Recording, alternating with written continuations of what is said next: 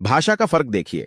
अगर पत्नी को हिंदी में कहो कि तुम हत्यारिन लग रही हो तो 2 दिनों तक खाना नहीं मिलेगा। लेकिन अगर आपने उर्दू में कहा कि कातिल लग रही हो तो शाम की चाय भी पकौड़ों के साथ मिलेगी। और अगर आपने इंग्लिश में बोल दिया baby you are looking killer, तब तो डिनर आपकी ही पसंद का बनेगा। भाषा का फर्क देखिए। अगर पत्नी को हिंदी में कहो कि तुम हत्यारिन लग रही हो तो 2 दिनों तक खाना नहीं मिलेगा। लेकिन अगर आपने उर्दू में कहा कि कातिल लग रही हो तो शाम की चाय भी पकौड़ों के साथ मिलेगी। और अगर आपने इंग्लिश में बोल दिया baby you are looking killer, तब तो डिनर आपकी ही पसंद का बनेगा।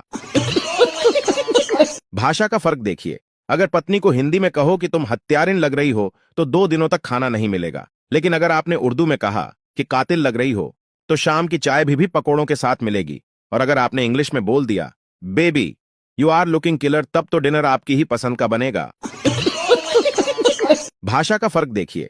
अगर पत्नी को हिंदी में कहो कि तुम हत्यारिन लग रही हो तो 2 दिनों तक खाना नहीं मिलेगा। लेकिन अगर आपने उर्दू में कहा कि कातिल लग रही हो तो शाम की चाय भी पकौड़ों के साथ मिलेगी।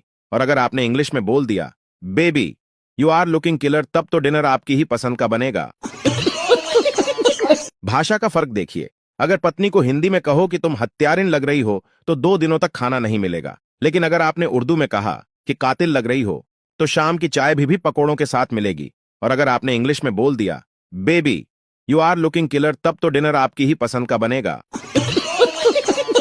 भाषा का फर्क देखिए। अगर पत्नी को हिंदी में कहो कि तुम हत्यारिन लग रही हो तो 2 दिनों तक खाना नहीं मिलेगा। लेकिन अगर आपने उर्दू में कहा कि कातिल लग रही हो तो शाम की चाय भी पकौड़ों के साथ मिलेगी।